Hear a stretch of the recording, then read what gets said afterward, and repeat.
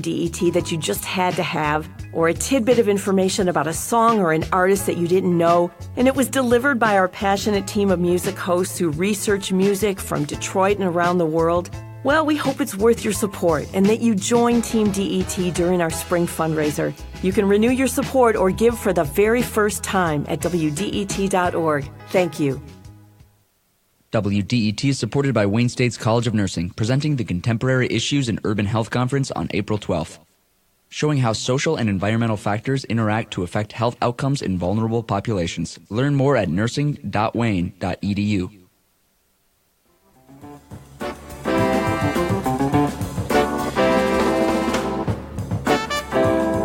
You're listening to Detroit Today on 1019 WDET. I'm Stephen Henderson, and as always, thanks for tuning in. How does it feel to be told you're somehow less American than others because of your skin color, because of who you love, or because of the way you pray? For Arab Americans and Muslims, this is an unfortunate question that they've had to deal with over and over throughout American history. Islamophobia and animosity against Arabs reached new peaks following 9/11. Now these groups find themselves at the receiving end of negative rhetoric coming from the President of the United States. What has the Arab American and Muslim American experience looked like over time? Has it always been difficult for these groups to gain acceptance here in the United States? We're going to spend the rest of the show talking about that. And my guest is Ismael Ahmed, host of world music program This Island Earth, Sundays at 5 on WDET. He is the founder of Access and former director of the Michigan Department of Human Services. Ismael, welcome to Detroit Today. Thanks for having me, Stephen. Absolutely. We should also mention that there is a program coming up at the Arab American Museum, April 2nd at 2 p.m., Rock for Refugees. Let's start there. Tell me about that event and how it sort of dovetails with this very subject we're talking about. Well, you may be aware that there are almost 70 million displaced people in the world, and about 21 million of them are refugees, people fleeing persecution for their ethnicity, religious beliefs, or politics. And many of them are Syrian, but they are from all over the world, particularly from Africa and Asia, as well as the Middle East. And it's important that we make a place for them here in America, because when they return to their countries, they will be killed or jailed or tortured. And so there's a long history of protecting those people all over the world and in the United States, and that's now being challenged by the new administration. And so we're doing a benefit for a couple groups. One of them is Freedom House, who houses refugees and helps them to either find a legal status here in the United States or in Canada, or provides other kinds of supports for them. The other group is a group called Take On Hate, which is part of Access. It's a campaign aimed at anti-Arab, anti-Muslim hate. We've got 10 bands coming. It's coming up this Sunday on April 2nd from 2 to 10 at the Arab Museum. And tickets are really cheap. They're not very much money. If you want to donate more, but we've got 10 bands, and it's everything from the DSO's Youth Jazz Ensemble to women in hip-hop. Yeah. A lot of well-known bands, Thornetta Davis, one of my Sean favorites, Blackman, Thornetta Davis. Louis Rusto, who plays with Eminem and has written many of his songs. His new band will be debuting there. Jerry Stormer, folk musician, and Maruga and the Cosmic Hoedown, and many others. I can't make the list. Casual Sweethearts. The list is growing. In fact, we've turned away 20 bands. Wow. So if you really care about refugees or people in bad circumstances, this is your chance to make a contribution. And you can contact the Arab American Museum. Again, Saturday, the Arab American Museum from 2 to 10. And much fun, as well as an opportunity to help people. Yeah. So let's talk about why why this is sort of an important topic right now. That the issue of refugees, the issue of immigration, the issue of what it means to be an American who comes here from somewhere else and comes specifically from the Middle East, has beliefs that are different than the Christian majority here in America. Right now, there's no question about the tension that surrounds it, but I guess what I want to get us to is the space where we can talk about the history of that tension, that it doesn't just start with Donald Trump, it doesn't even start with 9/11, that this goes back a really long time in this country. Well, one thing most people don't know is the first person to come to the United States that was from Africa or Arab is the same person. His name was Estebanico. He was a slave, and he was from North Africa. And when he came here, his boat literally crashed on the Texas shores, and he ended up leading the people who arrived or crashed, walking them all the way to Florida because he was educated and he could speak with the Native American people. So there's a shared history here with African Americans, Arabs, and he was a Muslim as well. And so we go back that far. Early on, the people who came here who were Muslim and Arab were mainly from North Africa, and they were designated as black. And so people coming from the Arab world, their first designation was black. And they suffered... Which had its own context here. Its own dynamics. Yeah. So there's a long history there. Arab Americans have also been listed as Asian, and were part of the Asian Exclusion Act. And that meant that they could not vote or own property in the late 1700s and early 1800s. Then they were designated as white, which I still can't figure out why. But anyway, so they've gone through a lot of designations. A lot of how people of Arab and Muslim descent were looked at in the early years was really through the lens of Orientalism, English Orientalism in particular, kind of Sinbad, belly dancers, sure.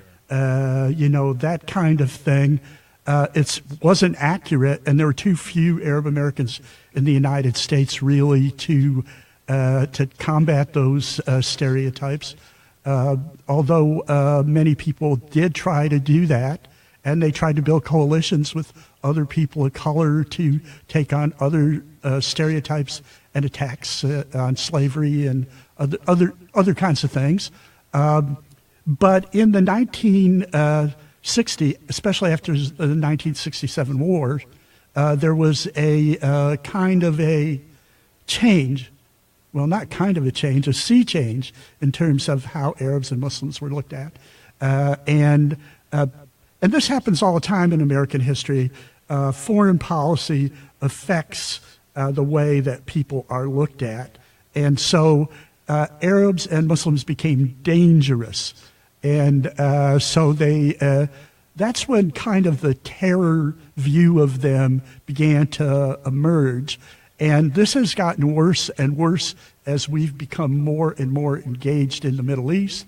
And yet there have been very few acts of terrorism in the United States, and almost none of them done by immigrants. Yeah. So the few that have happened have been homegrown. So to have a policy that attacks Muslims and Arabs, and to have the kind of hate that is being spewed out against them, mosques attacked, people killed, which for other minorities is not, there's a similar kind of history, but it's just not right. It's not factual. And we have a president who ran on essentially putting Muslims, Arabs, and others in their place. Yeah. Yeah. This is Detroit Today on 1019 WDET. I'm Stephen Henderson. My guest is Ismael Ahmed.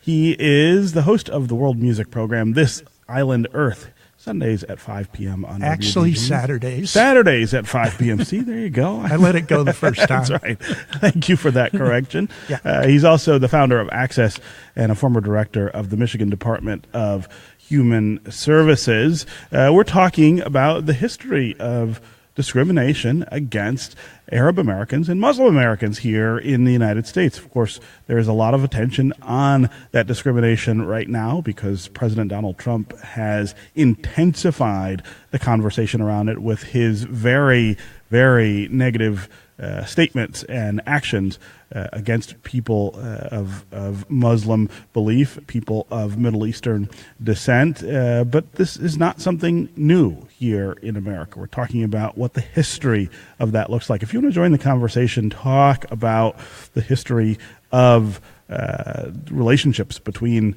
the United States and people of Arab American or Muslim American descent, give us a call. 313-577-1019 is the number to join the conversation.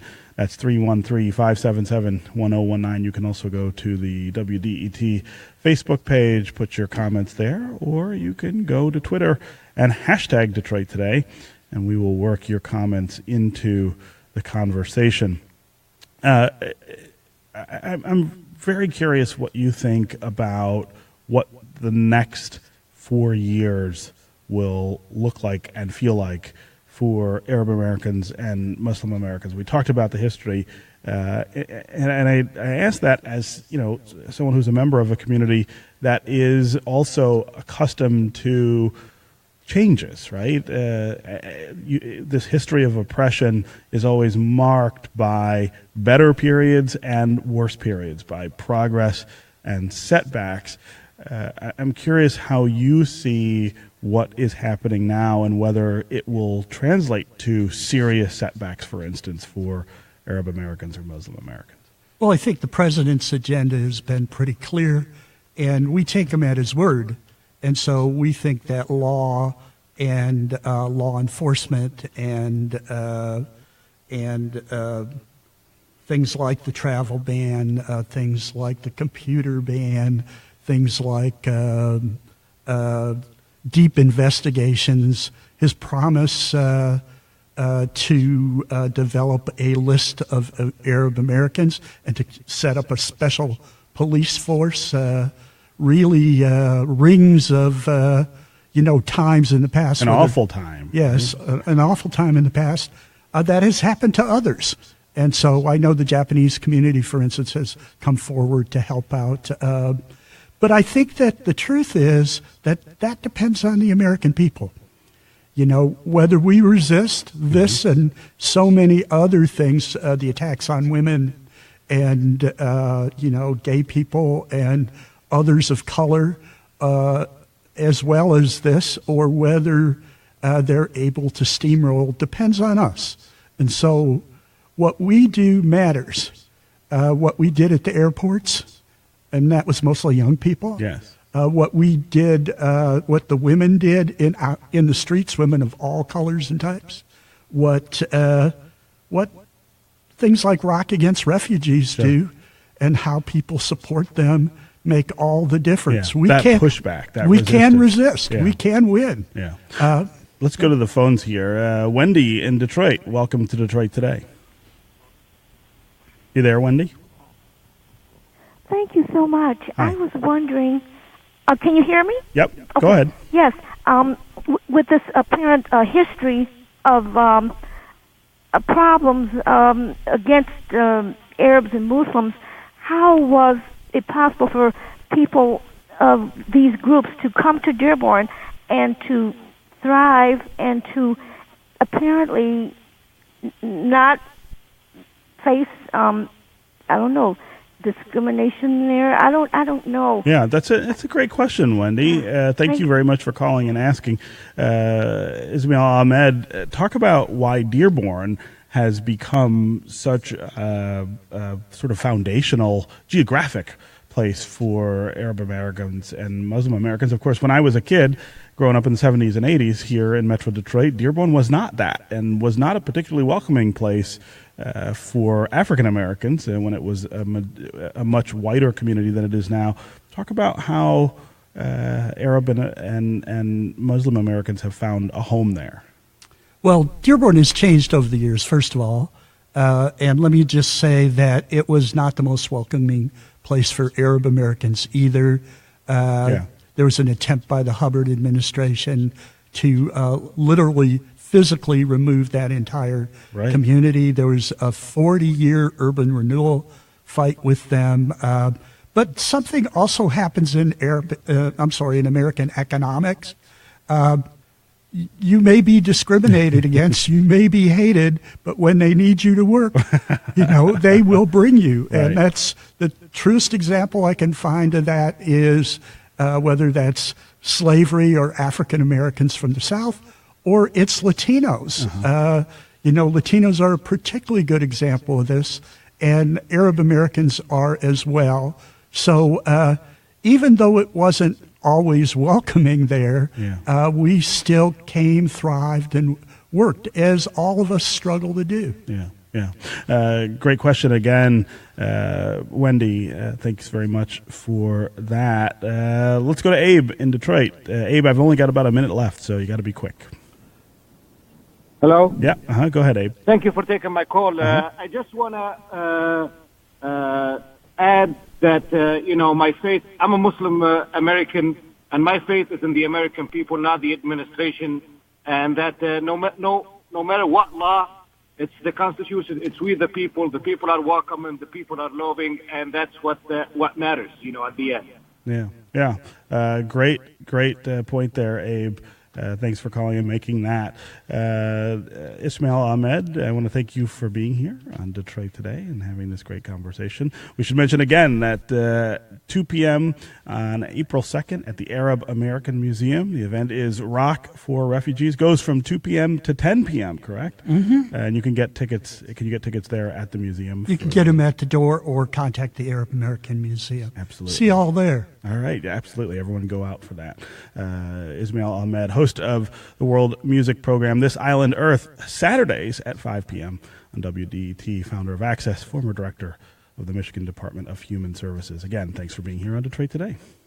Thank you. Absolutely. All right, that's going to do it for me today. I will be back tomorrow. I hope you will, too. This is 101.9 WDET, Detroit's public radio station.